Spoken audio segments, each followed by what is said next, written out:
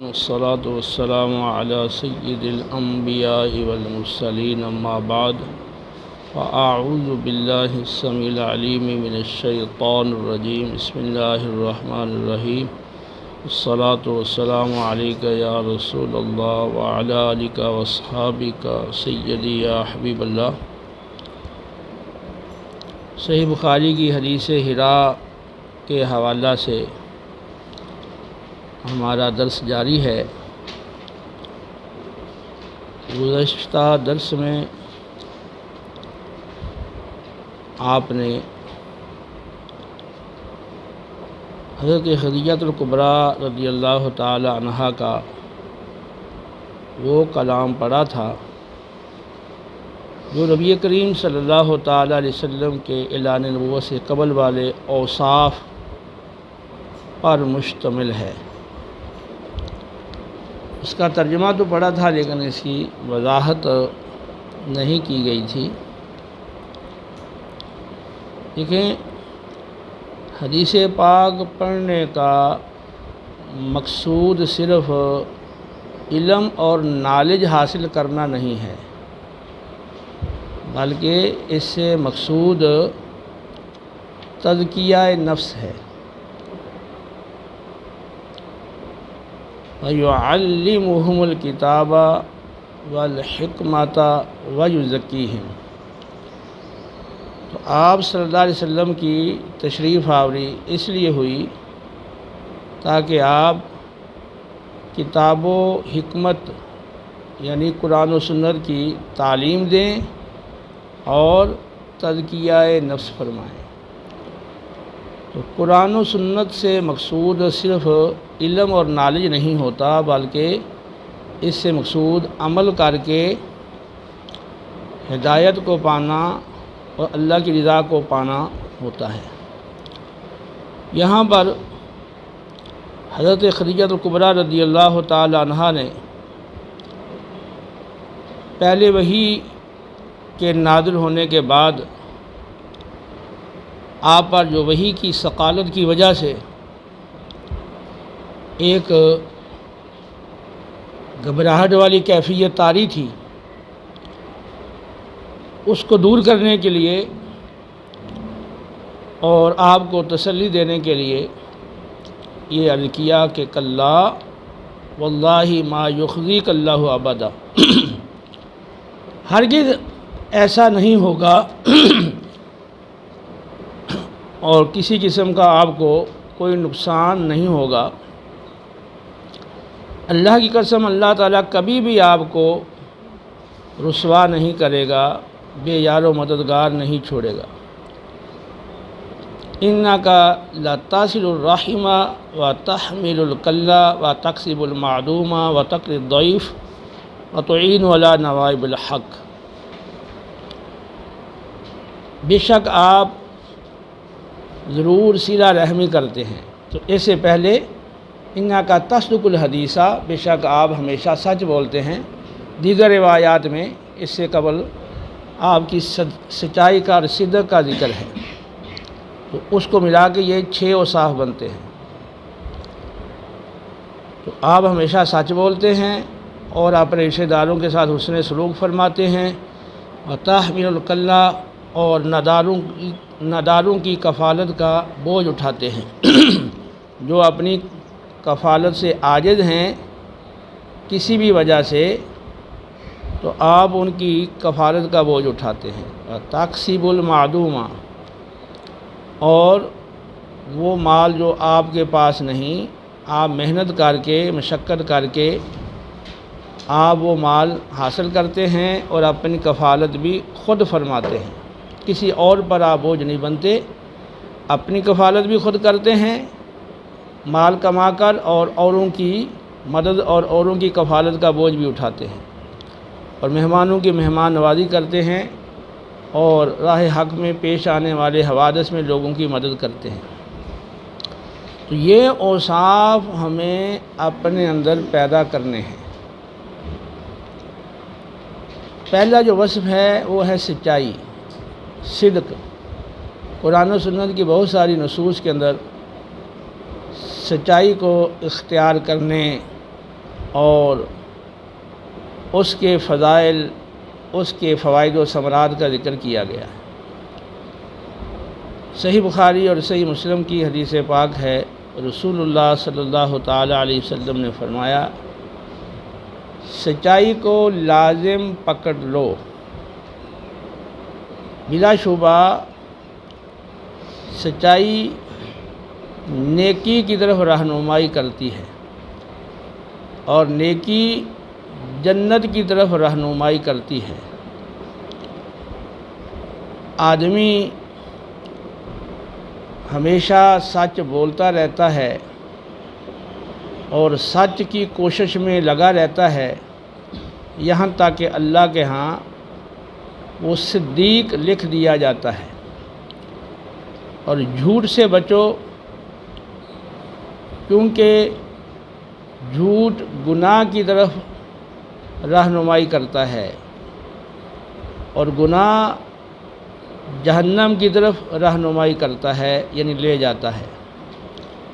آدمی جھوٹ ہمیشہ بولتا رہتا ہے اور جھوٹ کی کوشش میں لگا رہتا ہے، یہاں تک کہ اللہ کے ہاں وہ کذاب لکھ دیا جاتا ہے۔ متفق علیہ اس روایت کے اندر آپ صلی اللہ علیہ وسلم نے صدق اور کذب دونوں کے حوالے سے بڑے واضح انداز کے اندر آگاہ فرمایا ہے۔ صدق کے فائدہ بتایا ہے کہ صدق جو ہے وہ بالآخر بندے کو جنت میں لے جاتا ہے، اور مسلسل صدق کی وجہ سے، صدق کے بولنے کی وجہ سے اللہ تعالیٰ بندے کو صدیق اپنے ہاں لکھ دیتا ہے، جبکہ اس کے مقابلے میں جو کذب ہے وہ بندے کو بالآخر جہنم میں لے جاتا ہے، اور جو ہمیشہ جھوٹ میں لگا رہتا ہے اللہ کے ہاں کذاب لکھ دیا جاتا ہے۔ صحیح بخاری اور صحیح مسلم کی ایک اور روایت ہے جس میں 3 صحابہ کی توبہ کا واقعہ مذکور ہے۔ سورہ توبہ کے اندر آیا نا، وَلَلثَّلَاثَةِ الَّذِينَ، 3 جو صحابہ ہیں غزوہ تبوک میں پیچھے رہ گئے تھے، حضرت کعب بن مالک اور 2 اور صحابہ تھے، ہلال بن امیہ اور مرارہ بن ربیع۔ تو کعب بن مالک رضی اللہ تعالی عنہ کہتے ہیں کہ جب رسول اللہ صلی اللہ علیہ وسلم کی غزوہ تبوک سے واپسی ہوئی تو منافقین نبی کریم علیہ السلام کی بارگاہ میں حاضر ہو کر اپنے اپنے جھوٹے عذر بیان کر رہے تھے، تو آپ ان کی ظاہری گفتگو سن کے چشم پوشی فرماتے رہے اور درگزر فرمایا، اور ان کے لیے استغفار کی اور ان سے بیعت لے لی۔ تو میرے دل میں پہلے تو خیالات آ رہے تھے کہ میں بھی کوئی جھوٹا بہانہ کر کے آپ کی ناراضگی سے بچ جاؤں۔ جب آقا صلی اللہ علیہ وسلم مدینہ تشریف لے آئے تو میرے غلط خیالات سب کے سب دور ہو گئے، اور میں نے یقین کر لیا کہ بغیر سچائی کے سوائے سچ کے کوئی چیز نجات نہیں دے سکتی۔ تو نبی کریم علیہ السلام کی بارگاہ میں حاضر ہوئے، عرض کیا، یا رسول اللہ صلی اللہ علیہ وسلم، اگر کوئی اور دنیا دار شخص ہوتا تو میں جھوٹا بہانہ کر کے اس کی ناراضگی سے بچ جاتا، کیونکہ مجھے کلام کرنے کا طریقہ اور سلیقہ بھی بہت زیادہ حاصل ہے، لیکن اگر میں آپ کے سامنے جھوٹ بول کے وقتی طور پہ آپ کی ناراضگی سے بچ بھی جاؤں تو اللہ تعالیٰ بعد میں آپ کو مجھ سے سخت ناراض کر دے گا۔ تو میں بالکل صاف بات کرتا ہوں کہ اس موقع پر میرے پاس مال بھی زیادہ تھا اور میری صحت و تندرستی اور قوت بھی زیادہ تھی، تو بغیر کسی عذر کے بس میں اس میں شریک نہیں ہو سکا۔ نبی کریم علیہ السلام نے فرمایا کہ اس نے سچی بات کہہ دی ہے، اب اس کا معاملہ اللہ کے سپرد ہے۔ تو اب حکم پھر آ گیا، اب یہ 3 افراد ہیں جو غزوہ تبوک سے پیچھے رہ گئے ہیں بغیر کسی عذر کے اور مخلصین میں سے ہیں، ان کے بارے میں حکم ملا کہ ان سے بات چیت بند کر دی جائے۔ تو پہلے 40 دن تک بات چیت اور سلام دعا میل جول ہر ایک چیز سے ممانعت کر دی گئی۔ پھر جو آخری 10 دن تھے ان میں ان کی ازواج کو بھی الگ رہنے کا حکم دے دیا گیا۔ تو 50 دن انہوں نے اس حال میں گزارے کہ مدینہ پاک میں ان کا کوئی بھی رشتہ دار، قریبی سے قریبی کوئی دوست یا کوئی عام مسلمان ان سے بات چیت یا سلام دعا نہیں کرتا تھا۔ یہ بہت مشکل ایام ان پر تھے۔ تو پھر بالآخر اللہ تعالیٰ نے ان کی توبہ کو قبول فرمایا۔ تو جب توبہ قبول ہوئی تو حضرت کعب بن مالک رضی اللہ تعالیٰ عنہ نے عرض کیا، یا رسول اللہ صلی اللہ علیہ وسلم، میں اپنی توبہ کی قبولیت کی خوشی میں آپ سے ایک عہد کرتا ہوں، کیونکہ صرف سچ بولنے کی وجہ سے اللہ نے مجھے نجات دی ہے۔ تو میں اب عہد کرتا ہوں کہ بقیہ زندگی بھی میں ہمیشہ سچ ہی بولوں گا۔ پھر کہتے ہیں، یعنی اس آپ صلی اللہ علیہ وسلم کے زمانہ کے بعد کہتے ہیں، اللہ کی قسم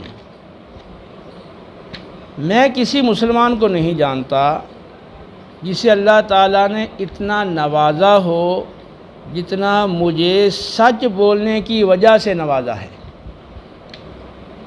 اور میں نے جب سے آپ صلی اللہ علیہ وسلم سے عہد کیا ہے، میں نے اس وقت سے آج تک کبھی جھوٹ نہیں بولا، ہمیشہ سچ بولتا آ رہا ہوں، اور اب تک تو اللہ نے مجھے جھوٹ سے محفوظ رکھا، اور مجھے امید ہے کہ آئندہ بھی اللہ تعالیٰ مجھے تا دم موت جھوٹ سے محفوظ رکھے گا۔ تو یہ کیا فرماتے ہیں کہ سچ نے مجھے نجات دی ہے۔ تو اگر آپ جھوٹ بول دیتے جس طرح دیگر منافقین نے جھوٹ بولا، تو وہ جھوٹ بولنے کی وجہ سے ہلاک ہوئے، تو ان کے لیے بھی وہ جھوٹ ہلاکت کا سبب بن سکتا تھا۔ لیکن سچ بولنے کی وجہ سے وقتی طور پہ آزمائش آئی ہے، لیکن بالآخر پھر اللہ رب العالمین اتنا نوازا ہے کہ قسم کھا کے کہتے ہیں کہ مجھے جتنا سچ بولنے کی وجہ سے نوازا گیا ہے، میں نہیں جانتا کسی کو کہ کسی کو اور کو بھی اتنا نوازا گیا۔ تو اسے کیا پتہ چلتا ہے کہ بعض اوقات سچ بولتے وقت کسی آزمائش کا سامنا کرنا پڑتا ہے، لیکن وہ آزمائش وقتی ہوتی ہے۔ اللہ کا، اللہ کے رسول صلی اللہ علیہ وسلم کا فرمان بالکل برحق ہے۔ تو اگر آدمی سچ پر قائم رہے اور وقتی پیش آنے والی آزمائش کا اندیشہ نہ کرے، تو انشاءاللہ ہو سکتا ہے کہ وہ جو وقتی آزمائش بندے کو وہ متوقع ہے، وہ بھی اللہ تعالیٰ اس سے بھی بچا لے۔ اور اگر تھوڑی بہت آ بھی جائے سچ کی راہ میں، تو اگر اس پہ قائم رہتا ہے تو اللہ تعالیٰ اس کی پچھلی تکلیف کا ازالہ فرما کے اس کو دنیا میں بھی نوازتا ہے اور آخرت کے اندر بھی۔ اور بھی بہت ساری روایات ہیں سچائی کے حوالہ سے۔ تو ہمیں اپنا یہ دن بنانا ہے کہ ہم نے اپنی زبان سے ہمیشہ سوائے سچ کے کوئی لفظ نہیں نکالنا۔ ابو داؤد، ترمذی، نسائی، ابن ماجہ، یہ سنن اربعہ کی روایت ہے۔ نبی کریم صلی اللہ علیہ وسلم نے فرمایا، ہلاکت ہے اس شخص کے لیے جو لوگوں کو ہنسانے کے لیے جھوٹ بولتا ہے، اس کے لیے ہلاکت ہے، اس کے لیے ہلاکت ہے۔ اب آپ غور کریں کہ صرف ہنسانے کے لیے جھوٹ بول رہا ہے، کسی کو دھوکہ دینا مقصود نہیں ہے۔ کسی کو دھوکہ دے کے کوئی نقصان پہنچانا یا اپنا مفاد حاصل کرنا وہ مقصود نہیں ہے، کیونکہ عمومی طور پر لوگ جھوٹ بولتے ہیں تو دھوکہ دے کر کوئی نفع اور کوئی دنیاوی غرض حاصل کرنا مقصود ہوتی ہے۔ لیکن یہ جو ہنسانے کے لیے جھوٹ بول رہا ہے، تو یہ کسی کو دھوکہ تو نہیں دے رہا، نقصان تو نہیں پہنچا رہا، لیکن اس کے باوجود آپ صلی اللہ علیہ وسلم نے 3 مرتبہ ایسے شخص کے لیے جو ہنسانے کے لیے جھوٹ بول رہے 3 مرتبہ فرمایا کہ اس کے لیے ہلاکت ہے، ہلاکت ہے، ہلاکت ہے۔ کیونکہ ہنسانے کے لیے بھی جب جھوٹ بولے گا نا، تو پھر وہ جھوٹ اس کی عادت میں جب آئے گا تو پھر وہ اور مقامات پہ بھی جھوٹ بولنا شروع کر دے گا۔ اس کا محفوظ رہنا مشکل ہو جائے گا۔ تو جھوٹ ہلاکت کا سبب ہے اور سچائی یہ نجات کا ذریعہ ہے۔ جھوٹ جہنم میں لے جاتا ہے اور سچائی جنت میں لے جاتی ہے، ٹھیک ہے؟ تو حدیث پاک آپ اس لیے پڑھ رہے ہیں کہ آپ اپنا تزکیہ نفس کریں، اپنی عادات کو پاکیزہ بنائیں۔ تو آئندہ سے یہ تہیہ کریں۔ رسول اللہ صلی اللہ علیہ وسلم کو کفار جو آپ کے دشمن تھے وہ بھی صادق اور امین کے نام سے یاد کرتے تھے، اور بخاری مسلم کی حدیث میں تصریح موجود ہے کہ جھوٹ بولنا کس کا کام ہے؟ اذا حدث کذب۔ تو منافق جب بات کرتا ہے تو جھوٹ بولتا ہے، وعدہ کرتا ہے تو خلاف ورزی کرتا ہے، امانت رکھی جائے تو خیانت کرتا ہے۔ چوتھی نشانی یہ ہے کہ اگر جھگڑا کرے تو گالی بکتا ہے۔ تو جھوٹ بولنا مسلمان کا کام نہیں ہے، مسلمان کا کام کیا ہے؟ سچ بولنا۔ تو آئندہ سے نبی کریم علیہ السلام کی یہ جو بہت پیاری عادت تھی، اور جس کی وجہ سے آپ صلی اللہ علیہ وسلم کو کفار مکہ کے اندر بھی ایک نمایاں مقام حاصل تھا، تو وہ یہ خصلت تھی سچائی والی۔ تو ہمیشہ سچ بولیں اور چھوٹے بچوں کو بھی سچائی کی ترغیب دلائیں، ایسے چھوٹے چھوٹے واقعات سنائیں جس میں سچ کی اہمیت، سچ کا فائدہ، جھوٹ بولنے کا نقصان ہو، ٹھیک ہے؟ اور یہ کہانیاں چھوٹی چھوٹی اسکول کی کتابوں میں بھی موجود ہوتی ہیں۔ تو جو اسکول کے ٹیچر وغیرہ ہیں وہ بھی، ان کو بھی چاہیے کہ ایسے مقامات پر بچوں کو صرف یہ کہ کہانی پڑھ کے بس آگے گزر جائیں، وہ تھوڑا سا وہ چیز ذہن نشین کرائیں تاکہ عملی طور پر بچہ سچ بولنے لگ جائے اور جھوٹ کو چھوڑ دے۔ اس کے بعد اگلی جو خصلت ہے، یعنی بہت اچھی عادت مبارکہ آپ صلی اللہ علیہ وسلم کی، وہ ہے صلہ رحمی۔ تو واصلہ یاسلو، صلۃً، صلہ کا معنی ہوتا ہے جوڑنا، ٹھیک ہے؟ اور رحم سے مراد رشتہ ہے، ٹھیک ہے؟ یعنی رشتے کو جوڑنا، یعنی رشتہ داروں سے تعلقات کو خوشگوار بنانا اور ان کے ساتھ اچھا، بھلائی والا اور خیر والا سلوک کرنا، اس کی بڑی اہمیت ہے۔ اور قرآن و سنت میں اس بارے میں بھی بڑی نصوص کافی ساری موجود ہے۔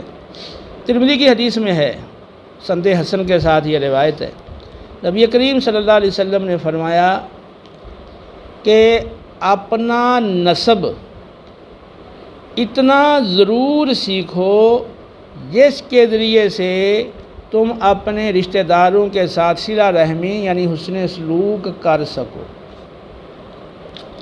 کیونکہ رشتہ داروں کے ساتھ صلہ رحمی یعنی حسن سلوک باہمی محبت کو بڑھاتا ہے، عمر میں اضافہ کرتا ہے اور رزق میں کشادگی کرتا ہے۔ اب اس حدیث میں آپ نے باقاعدہ حکم دیا ہے کہ اپنا نسب سیکھو۔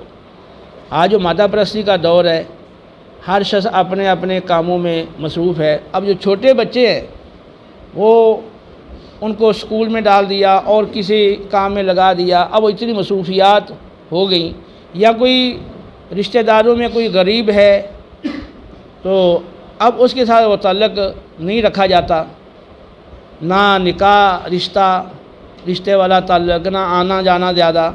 تو وہ چھوٹے بچے جو نہیں جاتے رشتہ داروں کے ہاں، نہیں ملتے، اور ان کو رشتے داروں کا پتہ ہی نہیں ہوتا کہ یہ میرا کیا لگتا ہے، یہ میرا نسبی لحاظ سے اس سے کیا رشتہ ہے، جبکہ رسول اللہ صلی اللہ علیہ وسلم کا حکم ہے کہ اپنے نسب کو اتنا سیکھو کم از کم کہ تم اپنے رشتہ داروں کے ساتھ صلہ رحمی کر سکو۔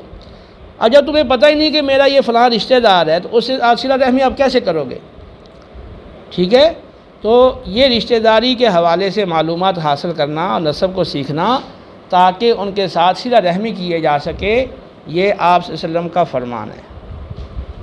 پھر فائدہ کیا بتایا ہے کہ اگر آپ رشتہ داروں کے ساتھ بھلائی کرتے ہیں، صلہ رحمی کرتے ہیں، اچھا سلوک کرتے ہیں، تو ایک تو باہمی محبت میں اضافہ ہوگا جس سے تعلقات خوشگوار ہوں گے، اور دوسری بات فرمائی کہ عمر میں اضافہ ہوگا، یعنی اللہ تعالیٰ عمر میں برکت ڈال دے گا، عمر میں اضافہ کر دے گا، زیادتی فرما دے گا۔ اور تیسری چیز فرمائی کہ رزق میں کشادگی، رزق فراخ ہو جائے گا۔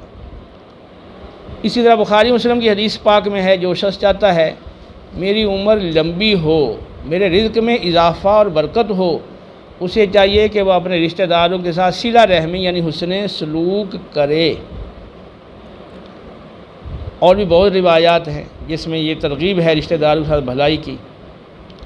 واتقوا اللہ الذی تساءلون بہ والارحام، تو اس اللہ سے ڈرو جس کے نام پر تم ایک دوسرے سے سوال کرتے ہو۔ والارحام سے پہلے مضاف مقدر ہے، وقطع الارحام، اور رشتوں کو کاٹنے سے ڈرو، یعنی رشتے توڑ دینا، قطع تعلقی کر دینا، یہ ایک خطرناک چیز ہے انسان کے حق میں خصوصاً اخروی اعتبار سے۔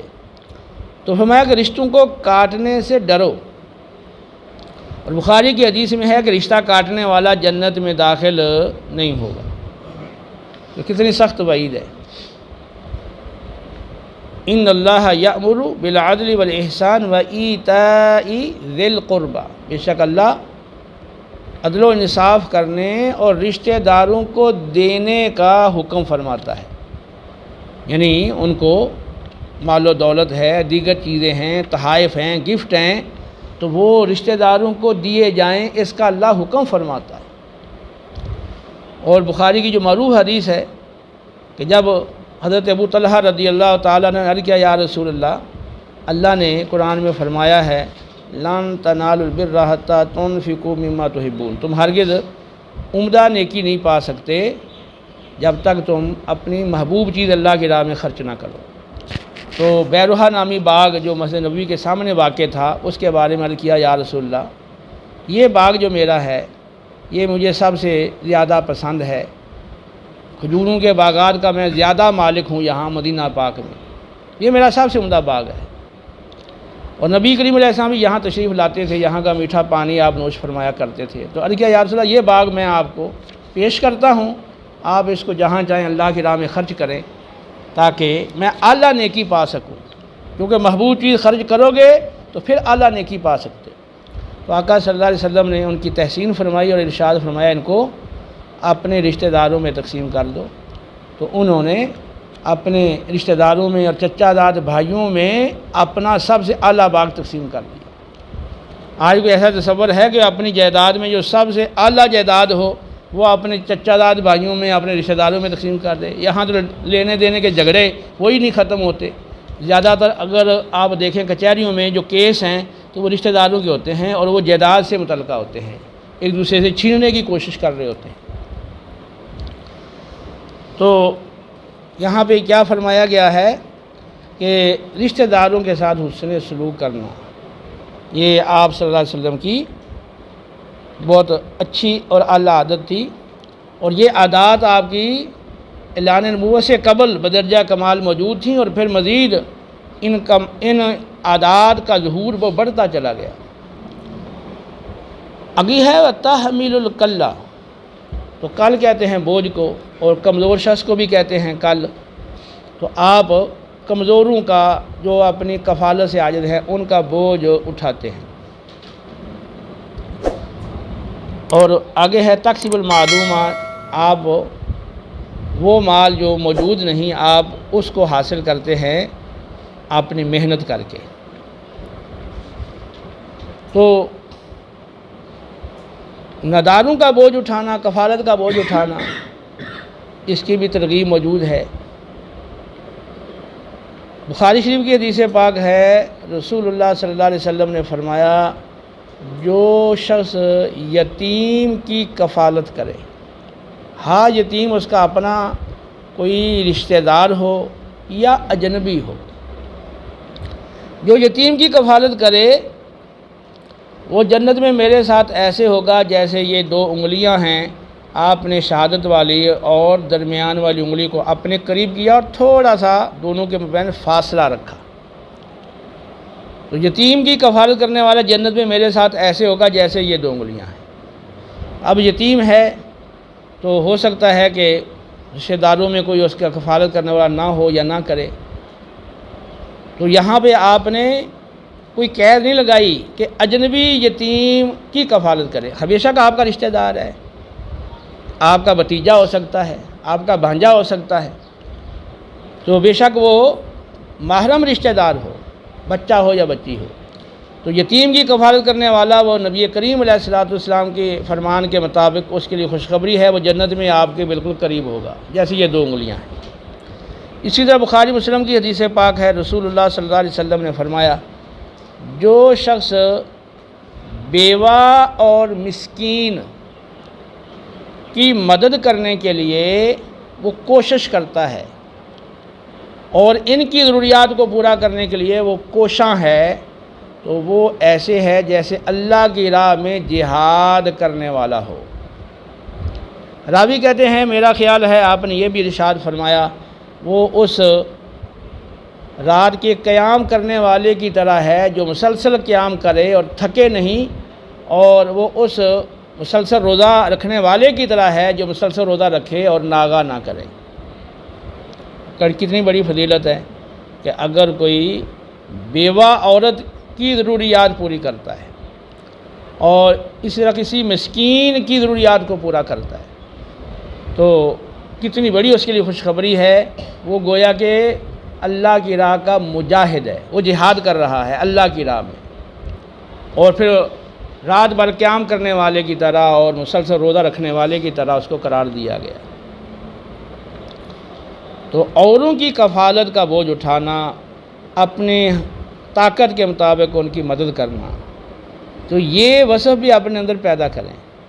بے شک آپ طالب علم ہیں تو آپ کو گھر سے جتنا خرچہ ملتا ہے آپ اس میں سے 10 روپے 20 روپے جتنی آپ کی حیثیت ہے اس کے مطابق آپ نکالیں، اور آپ اپنے گرد و پیش والے ماحول میں اور مدرسے میں رہتے ہیں تو یہاں کئی طلبہ ہو سکتا ہے، کوئی مسکین ہو، کوئی ایسا طالب علم یتیم ہو، یا ویسے ہی وہ مفلس ہو، اس کے ماں باپ اس کے اخراجات کو پوری طرح وہ اٹھا نہ سکتے ہوں، تو آپ کسی کو کتاب، کوئی پینسل، کوئی اس طرح کی چیز لے کر دے دیں، یا اس کو آپ 10 20 روپے 50 روپے دے دیں، تو وقتاً فوقتاً یہ وصف بھی اپنے اندر پیدا کرنے کی کوشش کریں۔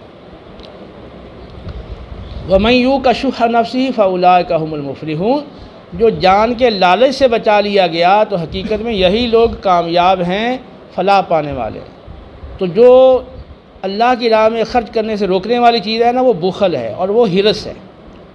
تو شح کہتے ہیں کہ ایسا بخل جس کے ساتھ ہرس بھی ہو۔ تو بخل چاہتا ہے، بخل کا تقاضا کیا ہے کہ جو پاس ہے اس کو آگے کسی کو نہ دیا جائے، روک لیا جائے، یہ بخل۔ اور ہرس کیا ہے کہ اوروں کے پاس ہے، مزید مجھے وہ مل جائے، تو اور مل جائے، یہ ہرس ہے، اور اپنے پاس جو ہے یہ روک کر رکھے، یہ بخل ہے۔ تو جو بخل اور ہرس سے بچا لیے گئے وہی کامیاب ہیں۔ تو کیسے بچنا ہے؟ جب خرچ کریں گے تو ہی ہرس اور بخل سے بچیں گے نا، اور اگر خرچ ہی نہیں کریں تو بخل نے آپ کو روکنے پر آمادہ کیا ہوا ہے۔ تو اس لیے یہ وصف بھی کوشش کرنی چاہیے، ماں باپ کو چاہیے اپنے بچوں کو اس کی ترغیب دیں، اور اسپیشل طور پر ان کو 5-10 روپے دیں، تاکہ ان کو کہیں کہ آپ مسجد میں، مدرسے میں فلاں شخص کو دے کے آؤ، یا فلاں کو مستحق کو دو۔ بے شک پاس آپ کھڑے ہوں، آپ کے سامنے وہ بچہ دے، تاکہ اس کو دینے کی عادت بنے، اور وہ بخل ہرس کی جو عادت ہے وہ آہستہ آہستہ دور ہو۔ یہ نبی کریم علیہ السلام کی کمال درجہ کی عادت تھی کہ آپ صرف نہ یہ کہ آپ دوسروں کی کفالت کا بوجھ اٹھاتے تھے، اور تکسب المعدومہ۔ اب ایک تو یہ ہے کہ آپ کے پاس مال آ رہا ہے، آپ تو لوگ آپ کو نذرانہ دے رہے ہیں، آپ کی کوئی ایسی حیثیت ہے اور آپ کا کوئی ایسا عہدہ ہے، اس کی وجہ سے لوگ آپ کو گفٹ دے رہے ہیں، آپ کے پاس وافر مال ہے، آپ یوں تقسیم کر رہے ہیں۔ اور ایک ہے کہ آپ خود اپنے ہاتھ سے محنت کر کے اور کما کے پھر آپ اپنا بوجھ بھی اٹھائیں، دوسروں کا بوجھ بھی اٹھائیں، تکسب المعدومہ۔ تو آپ معدوم مال آپ کماتے ہیں۔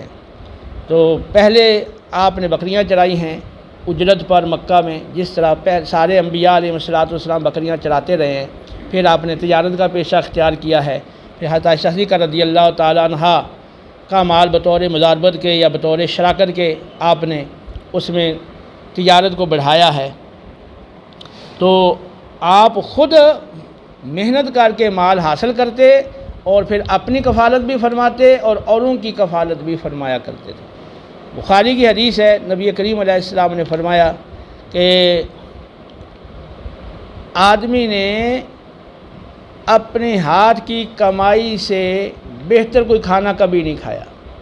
حضرت داؤد علیہ السلام اللہ کے پیارے نبی اپنے ہاتھ کی کمائی سے کھایا کرتے تھے۔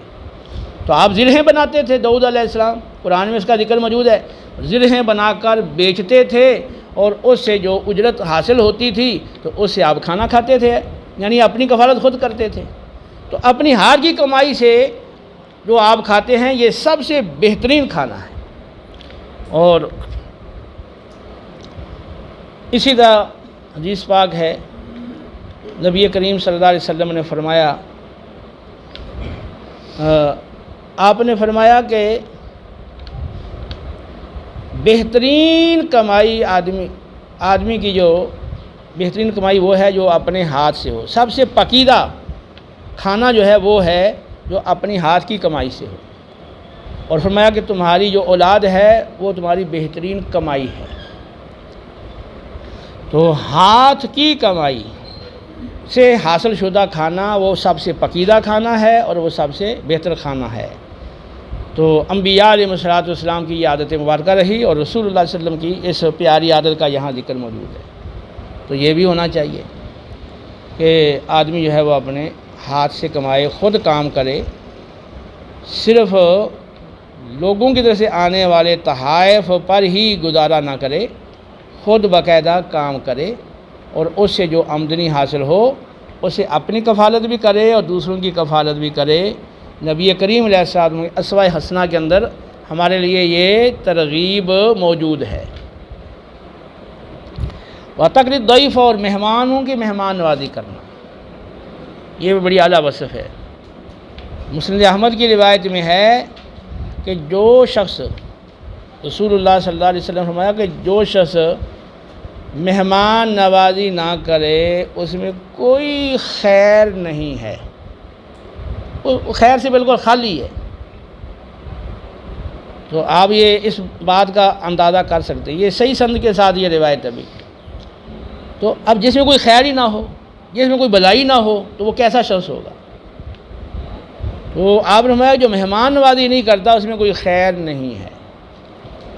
بخاری مسلم کی حدیث ہے، جس کا اللہ اور یوم آخرت پر ایمان ہو اسے چاہیے اپنے مہمان کا اکرام کرے۔ اور ایک اور بخاری مسلم کی روایت میں ہے کہ مہمان کا اکرام اور خاطر تواضع وہ ایک دن اور ایک رات ہے،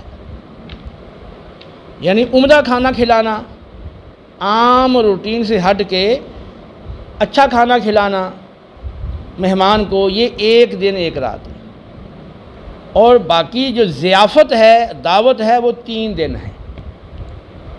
اس کے بعد اگر مزید مہمان ٹھہرتا ہے آپ اس کو کھلاتے ہیں تو آپ نے حق تو مہمان کا ادا کر دیا، اب مزید کھلا رہے ہیں تو یہ آپ کی طرف سے صدقہ ہے۔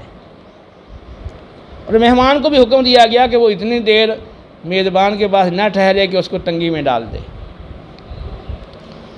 صحیح مسلم کی روایت میں نبی کریم علیہ السلام کی بارگاہ میں ایک کافر شخص مہمان بنا، اس کو شام کو ایک بکری کا دودھ پلایا گیا، پھر دوسری بکری کا، یہاں تک کہ 7 بکریوں کا دودھ وہ مہمان پی گیا، لیکن وہ آپ کی مہمان نوازی سے اتنا متاثر ہوا کہ وہ اسلام لے آیا۔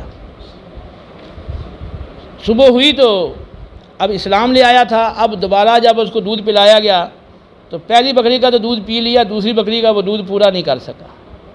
تو آپ صلی اللہ علیہ وسلم نے فرمایا کہ مومن ایک آنت سے کھاتا ہے اور کافر 7 آنتوں سے کھاتا ہے۔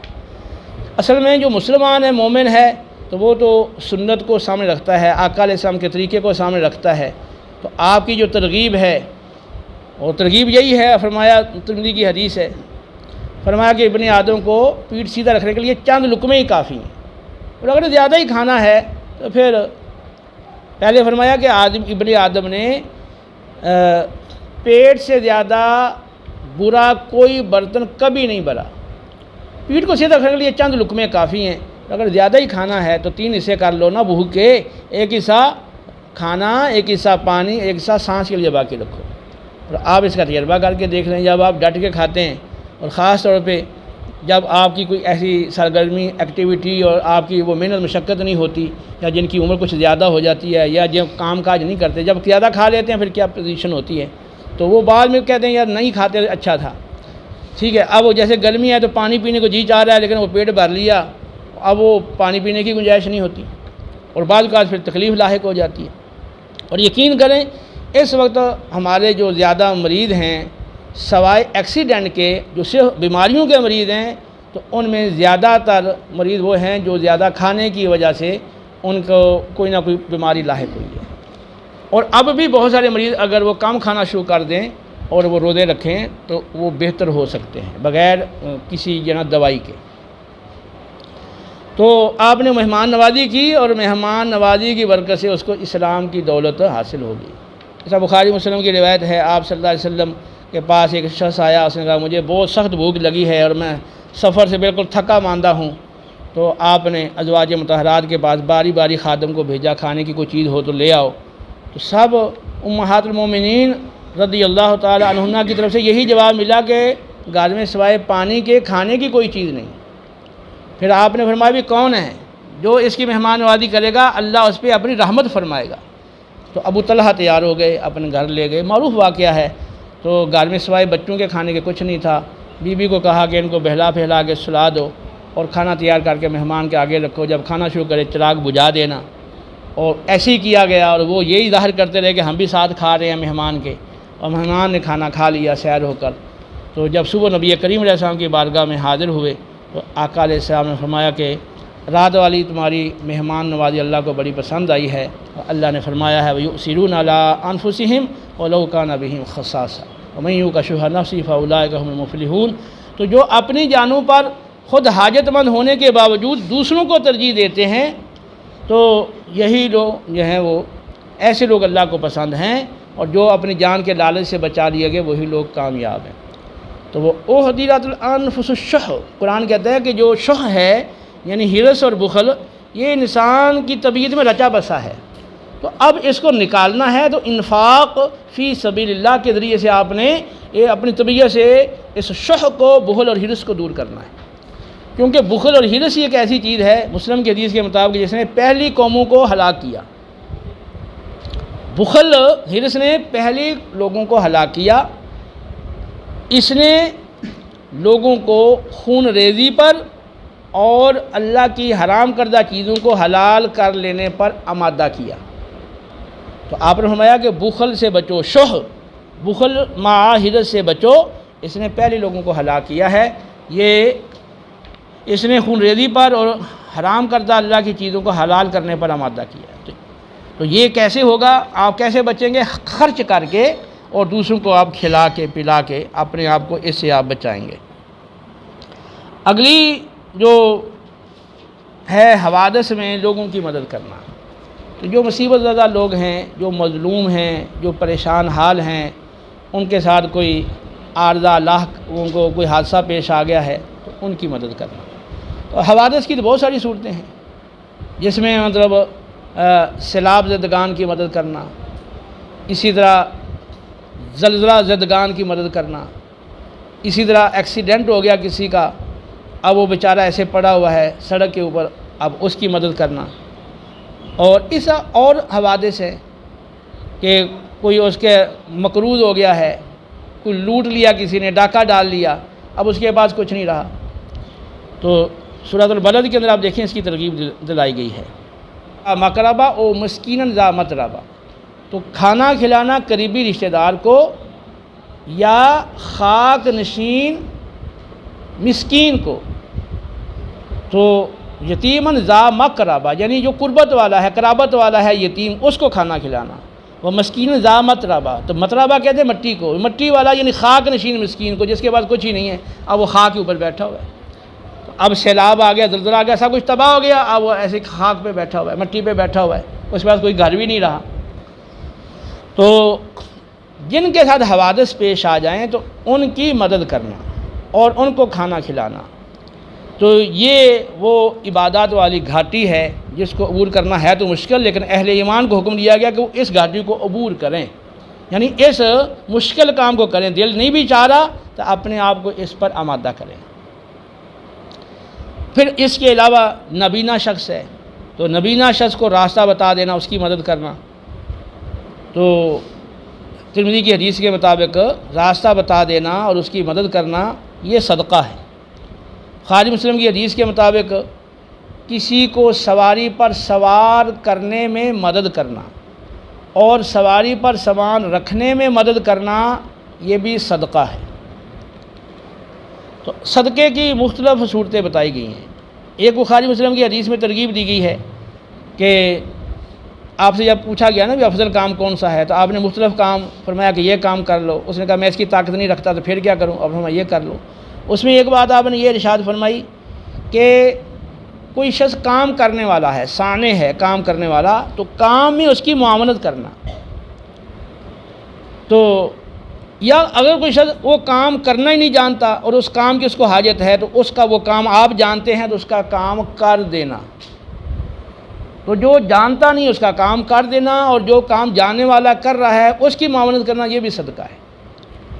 تو یہ مدد جو ہے اس کا یہ چھوٹے درجے کے بھی ہے اور بڑے درجے کے بھی ہے، اور اصل چیز ہے آپ کی طاقت، کہ جتنی آپ میں طاقت ہے اس کے مطابق آپ لوگوں کے ساتھ پیش آنے والے حوادث میں مدد کریں۔ یہ آپ صلی اللہ علیہ وسلم کا یعنی اسوہ حسنہ ہے۔ تو یہ 6 اوصاف جو جہاں ذکر کیے گئے ہیں یہ اپنے اندر پیدا کرنے کی کوشش کرنی ہے۔ ہر ایک وصف کے لحاظ سے اپنا جائزہ لینا ہے کہ کیا یہ وصف میرے اندر موجود ہے اور کتنے فیصد موجود ہے اور کتنے فیصد کمی ہے، اور پھر اس کمی کو پورا کرنا ہے۔ تو اللہ کو وہ بندہ پسند ہے جو لوگوں کے لیے زیادہ نفع مند ہو۔ تو یہاں پر جو سچائی ہے تو سچائی بھی اس سے بھی لوگوں کو فائدہ پہنچتا ہے اور جھوٹ سے لوگوں کو نقصان ہوتا ہے۔ تو سچائی کے علاوہ باقی جو اوصاف ذکر کیے گئے ہیں کہ صلہ رحمی کرنا اور جو کفالت سے عاجز ہیں ان کی کفالت کا بوجھ اٹھانا اور خود مال حاصل کر کے اپنی ضروریات کو پورا کرنا، دوسروں کی ضروریات کو پورا کرنا، مہمان نوازی کرنا اور حوادث میں لوگوں کی مدد کرنا، یہ سارے وہ کام ہیں جو فلاحی کام ہیں۔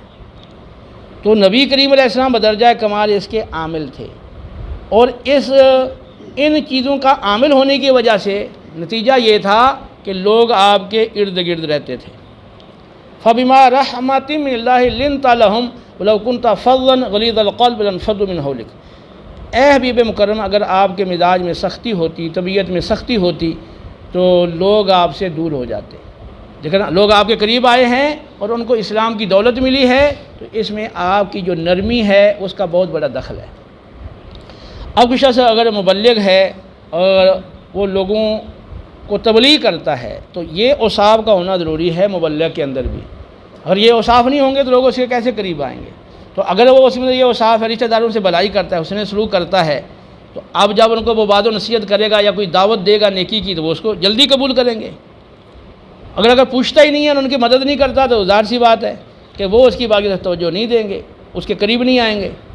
اسی طرح اگر کسی کی کفالت کا بوجھ اٹھا رہے ہیں تو اب آپ اگر اس کو نیکی کی دعوت دیں گے تو آپ قبول کرے گا یا نہیں کرے گا؟ اسی طرح مہمان نوازی کر رہے ہیں تو وہ مہمان آپ کی بات سنیں گا کہ نہیں سنیں گا؟ اور حوادث میں جن لوگوں کی مدد کر رہے ہیں وہ آپ کی بات سنیں گے یا نہیں سنیں گے؟ یہ جو فلاحی کام ہے تو اس سے پتہ چلتا ہے کہ جتنے بھی انبیاء علیہ السلام آئے ہیں تو انہوں نے یہ کام کیے ہیں تاکہ لوگ ان کے قریب آئیں۔ ایک تو اللہ کو یہ کام پسند ہے تو اللہ کی رضا حاصل ہو، دوسرا یہ کہ وہ قریب آئیں تو ان کو وعظ و نصیحت کرنے کا، ان کو دعوت حق دینے کا موقع ملے، اور وہ جتنے مانوس ہوں گے تو اتنے پھر وہ دعوت حق کو جلدی قبول کریں گے۔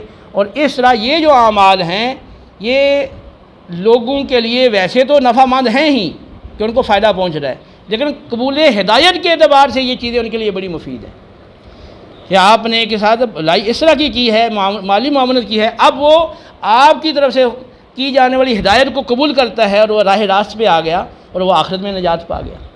تو یعنی یہ جو اعمال ہیں تو ظاہری لحاظ سے تو لوگوں کی یہ مالی معاونت ہے اور جسمانی مدد ہے، لیکن اگر آپ تھوڑا گہرائی سے دیکھیں گے تو یہ ان کی آخرت کے اعتبار سے بھی معاونت ہے کہ یہ چیزیں ان کے لیے آپ کو کے قریب ہونے کا اور آپ کی طرف سے دی جانے والی دعوت کو قبول کرنے کا، ہدایت کو قبول کرنے کا ذریعہ ہے۔ اللہ تعالی ہمیں ان پر عمل کی توفیق عطا فرمائے۔